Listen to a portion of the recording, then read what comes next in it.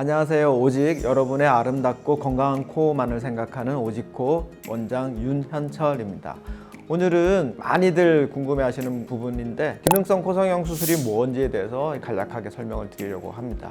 우리 기능성 코성형 수술이라는 것은 쉽게 말해서 코가 막히고 답답하고 그런 문제를 해결해 주는 수술을 말하는 겁니다. 코가 막히는 원인은 여러 가지가 있을 수 있는데 기능성 코 수술에 해당하는 부분은 그 코를 가운데를 반으로 나누는 비중격, 그 부분이 휘어져 있는 비중격 망곡증, 그리고 또 비중격 망곡증으로 인해서 특히나 비중격이 위쪽, 상부 쪽이 휘어져 있을 때 코 벽하고 이루는 공간이 좁아질 수가 있습니다. 그 공간을 우리가 비밸브라고 그러는데 그 공간이 좁아짐으로 해서 비밸브 협착, 코 안에 하비각계라고 해서 코 살이 있어요. 동그랗게 안쪽으로 내시경을 보신 분들이 있을 텐데 어떤 원인에 의해서 기하급수적으로 좀 커져 있는 경우, 그 부분으로 해서 코 막힘이 발생할 때 그 부분을 줄이는 비염 수술, 이런 세 가지 부분을 기능성 코 수술이라고 합니다. 기능성 코 수술을 해야 되는 이유는 첫 번째, 일단 코가 답답하고 막히기 때문이죠. 특히 수면, 저는 잠잘 때 코가 많이 막히고 답답해요. 그렇게 이야기를 하시는 분들이 많은데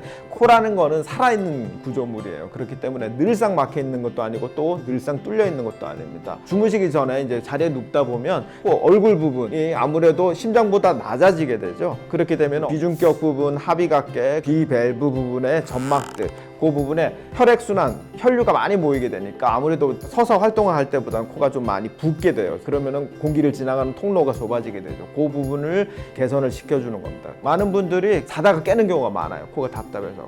그런 경우에 있어서 기능성 코 수술을 하시면 불편함이 해소될 수가 있죠. 또 심한 경우에 있어가지고 두통을 호소하시는 분들이 있습니다. 상부 비밸브가 좁아져 있는 경우, 그쪽에 공기가 충분히 원활하게 공급이 되지 않으면 여기 전두동, 머리 앞쪽에 두통을 호소하시는 분들도 있고요.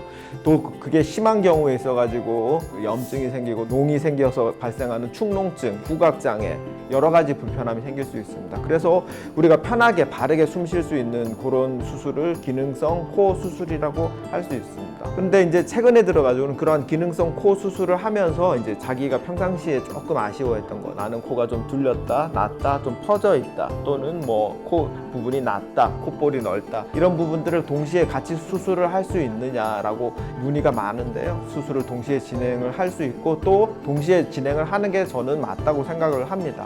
왜냐하면 모양만을 따지는 코 성형 수술을 했을 때 나중에 코에 기능적인 불편함이 있다, 기능 수술을 하는데 아무래도 코 미용 수술을 하지 않은 상태보다는 조금 어려워요. 또 어떤 경우에 저는 수술하기 전에 숨 쉬는데 전혀 문제가 없었는데 코 미용 성형 수술을 하고 나니까 코가 답답해요, 막혀요, 그렇게 얘기하시는 분들이 있습니다. 비중격 연골을 과도하게 채취를 하는 경우에 있어가지고 지나치게 압력을 받거나 또는 스스로 설 수 있는 힘이 부족해서 휘는 경우나 그런 경우에 있어가지고 오히려 기능성 수술이 이제는 진짜로 필요하게 되는 경우도 있을 수 있습니다. 저는 수술을 할 때 가능하면 기능성 수술하고 미용적 수술을 동시에 하시는 게 좋다고 생각을 합니다. 우리나라 봄, 가을 이럴 때 알러지, 그러니까 코 가려움증, 콧물, 재채기, 그리고 코막힘, 이런 거인데 이 중에서 제가 수술로 해결해 드릴 수 있는 거는 코막힘이에요. 코막힘. 콧물, 가려움, 재채기, 이런 것들은 알러지성 비염의 이제 증상들인데 약물 치료가 원칙입니다. 그리고 면역 치료를 할 수도 있고 회피요법, 꽃가루나 먼지가 많은 장소를 피한다든지 뭐 마스크를 쓴다든지 그렇게 노출을 최소화하는 방법, 그런 것들이 있을 수 있습니다. 상담을 하다 보면 제가 비염 때문에 수술을 받으러 왔어요. 근데 이제 이야기를 하다 보면 코막힘보다는 주로 이제 콧물, 재채기, 가려움증 뭐 이런 것들을 불편해 하시는 분들이 있는데 그런 부분은 수술로 해결하기는 어려운 부분들이 있습니다. 그거는 아까 말씀드린 것처럼 약물 치료, 면역 치료, 회피요법, 이런 것들이 도움이 되겠습니다.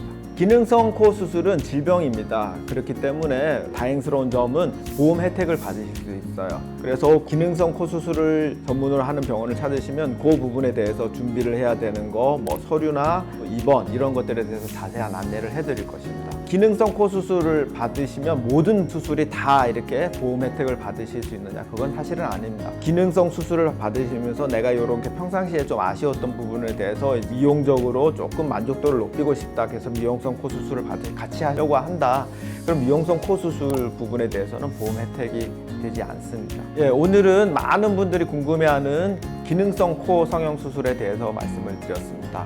감사합니다.